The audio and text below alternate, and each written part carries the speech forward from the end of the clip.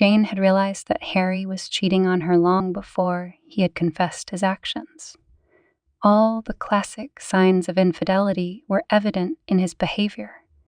He paid less attention to her, and his already meager attention over the past 8 years had become even more meager. He stayed at work on flimsy excuses. Harry became inseparable from his cell phone, which was now always password protected. In addition, money began to disappear from the general budget, and Harry, who had previously kept meticulous records of expenses for himself and Jane, couldn't explain where it went, cheating on the part of her best friend, who liked to drop in on Jane at tea and talk about everything in the world, also contributed to the problem. Jane confirmed this reproachfully, not taking her eyes off the pies she was making. "Maybe next time I'll add more cheese to the filling," she remarked thoughtfully. "How can you think about pies when it comes to such serious matters?" Isabel resented, waving her hands. Unperturbed, Jane continued slicing the pie, mumbling, "My pies always turn out perfectly, and that will stay with me forever. But the man who's been acting strange, it's time to revive him. She's already filed divorce papers, but Harry doesn't know yet. How are you going to tell him?" her friend asked. "I stopped going to weekend kebabs with him a long time ago," Jane replied ironically. Jane felt the impending need to pack her things, and her forehead wrinkled with worry. "It looks like things are bad with the appliances," she said. "I didn't keep the receipts, and Rafia's going to talk about everything anyway." She was skeptical about the chances of saving her juicer or bread maker, which had been taking up space in her home for a long time. Let Rafia deal with it herself, Jane decided, putting a stop to the Isabel, her friend, tried to do her part, but Jane was adamant. "You have to take care of yourself and not make concessions," Jane said. She knew that sometimes it was easier to stand up for what was right away than to face the consequences later. "Even my mother-in-law will find me if need be, even in Antarctica," she added ironically, emphasizing her determination. Jane was willing to give up material things that might be damaged or outdated, confident that she would be able to acquire something better in the future. When Isabel asked where Jane was going to go, she sighs.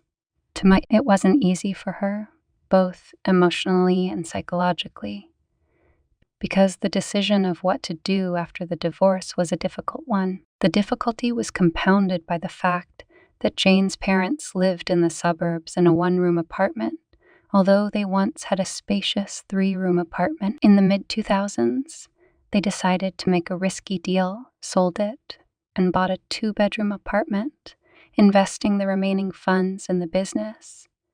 They dreamed of quick and large profits, perhaps even millions. They bought a few more apartments in hopes of capital appreciation, but Jane did not put all her funds into this enterprising but risky plan. Unfortunately, their trust in a distant friend who promised mountains of gold turned out to be a disaster. He turned out to be unsuccessful in business, and their investment failed. Now they were left with no money and no apartment, and Jane was faced with starting from scratch. Jane, remembering the past, realized that in those days she was blind with love and did not hesitate to give her money to her husband. They invested in home comfort, made repairs. He paid off the car loan and even sent his own savings to a sanatorium. It had all seemed like a good idea. But now, in light of recent events, she saw it from a completely different angle. Now Jane regretted the money she had spent. She could have saved them for a rainy day instead of spending them blindly, believing in eternal love and understanding. However, despite Harry's betrayal, she still believed in the existence of true love. She was just unlucky enough to meet it herself. "I'll probably get an apartment," Jane pondered aloud, and when asked by her friend if her salary allowed her to do so, she nodded confidently. Her income as a senior accountant at a small company specializing in the sale of printers and similar equipment would, in theory, allow her to do so. But Jane realized that she had more to spend. The recent loan she'd taken out 6 months ago, so Harry could please his niece, who wanted a fancy prom dress, was just the tip of the iceberg of rash financial decisions. It was humiliating and annoying to Jane, but she knew she needed to move on despite all the hurt and disappointment. Isabel suddenly suggested, "Let's register you on a dating site," to which Jane nearly dropped the pie she was holding. "Are you serious? Are you crazy?" she asked, perplexed. "Why shouldn't I be? They say new love is the best cure for old wounds," Isabel insisted. "If just one of these people dares to ask me out," Jane muttered, "he's going to need medicine, but for his own nose." The sarcasm in her voice was clear. "No, I'd rather be on my own, living on my own, maybe even get a cat or a dog," she reasoned aloud. Isabel teased, but Jane was adamant. "I'll just live alone." Isabel, undeterred, continued, "Why did he change at all?" Jane cut her off. "He just wanted to." She was clearly annoyed by this conversation, probably tired of everything or found someone new. "People don't just change for no reason," Isabel suggested. "Is that okay with you?" Jane asked sharply, sensing the conflict brewing. "I don't want to upset you. I just want to help. Perhaps it was a matter of passion, or he has a child." Those words made Jane freeze, with a spoon in her hand. It was a possibility she had never considered, but it seemed quite real. Jane was infertile, and the doctors had given her no hope. She remembered how many tears she had shed over the matter, and how grateful she had been to her husband for his support back then. "Harry always said he wanted a big family," she whispered, and promised to take care of the children to somehow compensate. Jane realized that her marriage and commitment to her husband had been called into question, not only by the affair, but also by the potential possibility that Harry might have had children of his own with another woman. This revelation added a new pain to an already existing one. What without his own? Jane couldn't believe that the option of adopting or fostering a child from an orphanage hadn't even been considered. Harry had been adamant, explaining that his mother would never have approved of such. His mother-in-law's influence on their family life had been enormous since the beginning of their relationship. Her opinion always carried weight in Harry's decisions. Jane had always felt that Harry was very attached to his parents, especially to his mother, who, she said, had sacrificed her feminine happiness in raising her son. Suddenly it dawned on Jane. Did her mother-in-law know about Harry's betrayal? She had no doubt she had. And of course, she had kept silent. "Well, I don't care anymore. I don't care about anything." Jane felt herself letting go of the situation. Isabel, for her part, again expressed her sympathy and support for Jane. It was time to pack, and it was proving to be unexpectedly difficult. In the past, one travel bag had been enough when Jane went somewhere, but now she had a lot of things to pack, not just in bags, but all tucked in and tied together. She decided that she needed to go to the market to get new. As soon as Jane crossed the threshold of her apartment with several sturdy travel bags and a couple of huge bags, she bumped into Harry, who was just getting home. His eyes were wide with surprise. "Where do you think you're going?" he asked with shock in his voice. "I'm leaving you," Jane replied calmly. "Here are the things I've been packing, and by the way, the divorce petition I've already filed." "Why would you do that?" Harry was "What did you expect, husband?" Jane asked sharply. "That I would just accept it. That I'd be proud that at least you didn't bring her to our house." Jane, despite the storm of emotions inside, held firm. She realized that this step was the beginning of a new chapter in her life, a chapter where there would be no room for betrayal and lies. As Jane listened to Harry, She felt her insides tighten with disappointment and bitterness. Her husband was trying to explain his history to her, a history that began long before they met, but she wasn't sure if she wanted to listen to his excuses. "I apologized yesterday," Harry began, but Jane interrupted him. "And what does that change?" "We didn't get to finish yesterday, and I could have explained." She was willing to listen to explanations about black holes or dolphins, but not about why he had decided to change. Jane was adamant. "Leave those fairy tales to someone else," and Harry insisted. "It's not that simple, dear. I have to explain everything to you." He followed Jane, trying to get through to her, but she was in no mood to listen to him. "Just be warned that I'll listen to you, less than a pointless radio." She smiled grimly as she continued packing. Harry began his story about the past, about the times when he was a student and in love with his classmate Julia. They were a beautiful couple in the eyes of everyone except their parents, who thought their children could have chosen someone better in those days. Even though it was already the 21st century, parents' opinion mattered a lot, and Louise, that was Harry's girlfriend's name, couldn't resist the pressure of her family. They parted, and Louise, with tears in her eyes, confessed that she would continue to love him, but could not be with him, lest she lose the love and respect of her parents. Harry, in telling this to Jane, had hoped for understanding, but to Jane, who had just learned of his infidelity, the words sounded like a poor excuse. She had already made the decision to leave and start a new life, and no stories from the past could change her mind. Jane listened to Harry, but her doubts and suspicions never left her. She tried to realize that all these years they had been together, perhaps Harry was still thinking about his first love, Louise, and now that he had admitted to being at her wedding, instead of being on a business trip, as he had claimed, Jane felt that her husband may have been hiding his true feelings from her. "Do you still love her?" Jane asked, trying to sort out her feelings and what she thought about the whole situation. "No," replied Harry. "I was happy for her. I even imagined what it would have been like if she had married me, but then I remembered our wedding and realized that I'm happy with you." This admission by Harry was of little comfort to Jane. She felt that their marriage may have been built on the wrong premises, that Harry may never have fully let go of the past. Now that she had learned of his infidelity, all these thoughts and doubts strengthened her resolve to walk away and start over. No matter what Harry said, Jane realized that she had found the strength to move on despite the pain and betrayal she had experienced. She was willing to face the uncertainty of the future, to find her own happiness and peace.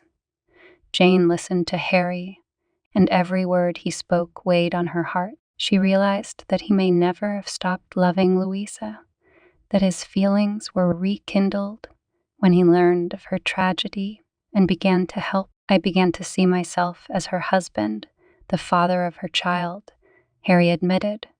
"I thought I could have the family I'd always wanted, complete and normal."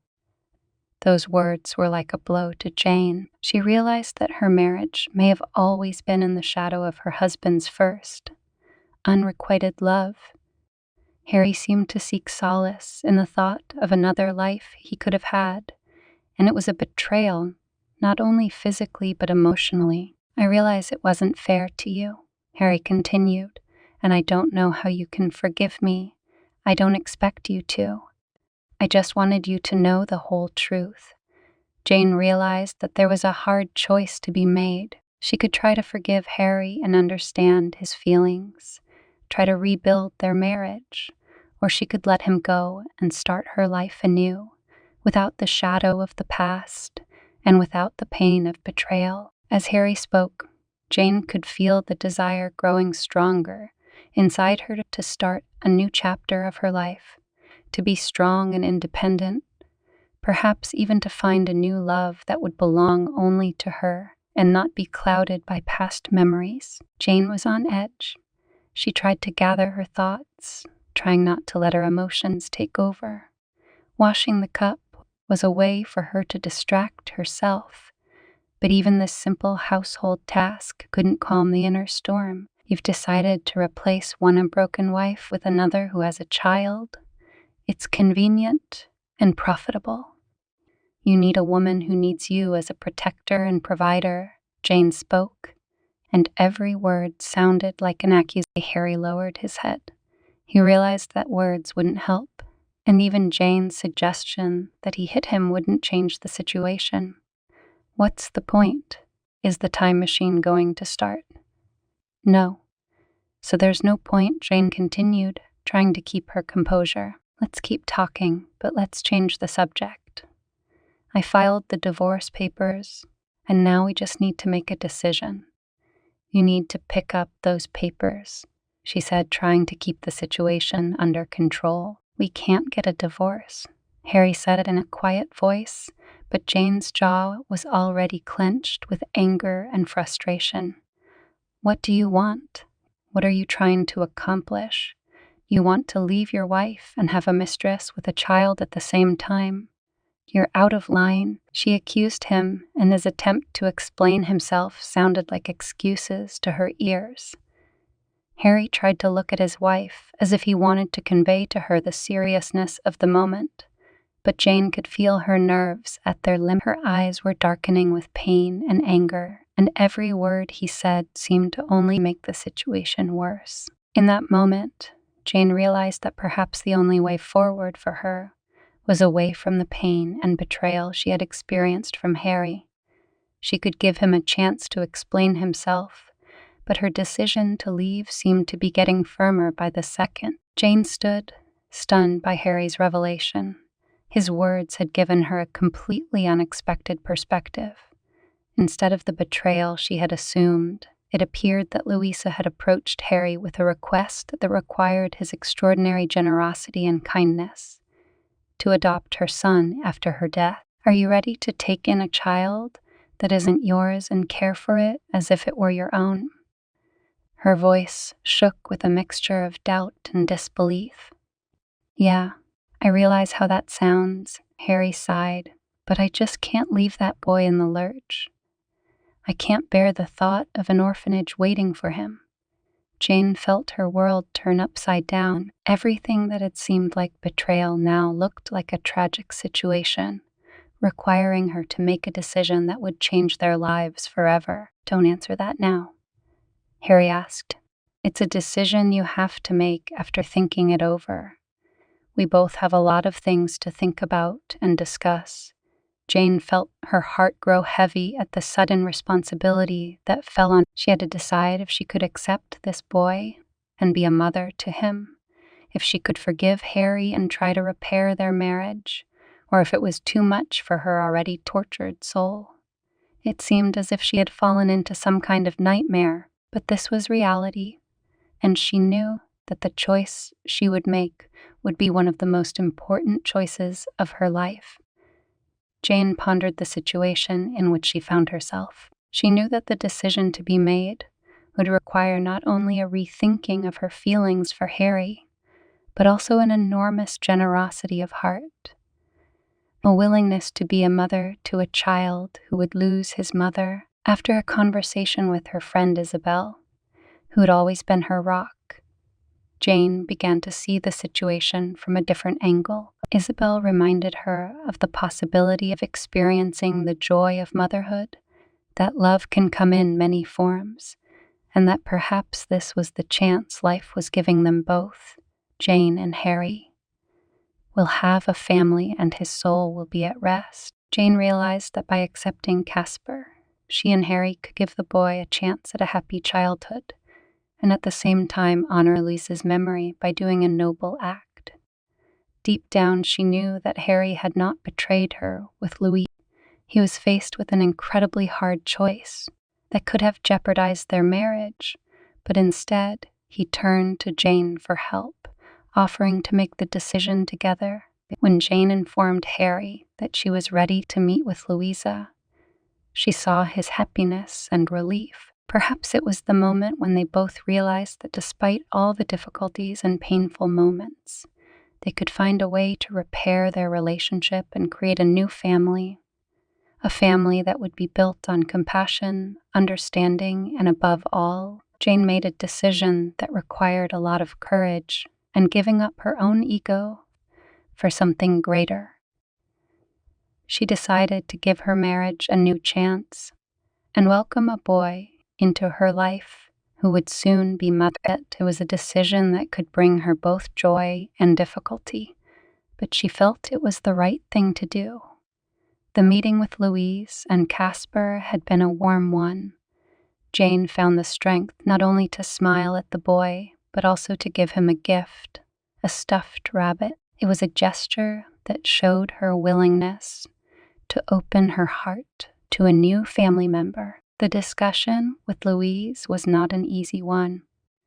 Louise, facing a hopeless diagnosis, found the strength to talk about her son's future. Jane showed compassion and support, promising that they would be there to help when needed. Isabel, Jane's friend, was critical of Jane's decision, suggesting that she look elsewhere for happiness.